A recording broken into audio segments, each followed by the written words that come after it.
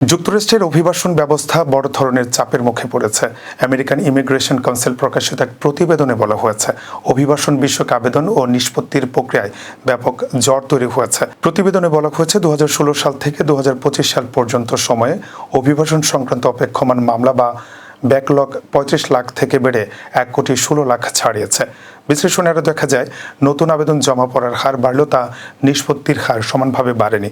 বিশেষ করে কোভিড-19 মহামারীর সময় ও পরবর্তী নীতিগত পরিবর্তনের কারণে প্রক্রিয়ায় ধীরগতি দেখা দেয়। সংস্থাটির তথ্য অনুযায়ী কিছু নির্দিষ্ট অভিবাসন আবেদনের ক্ষেত্রে অপেক্ষমান আবেদন 150% পর্যন্ত বেড়েছে। পাশাপাশি বিভিন্ন ধরনের আবেদন বাতিলের হারও আগের তুলনায় বেড়েছে।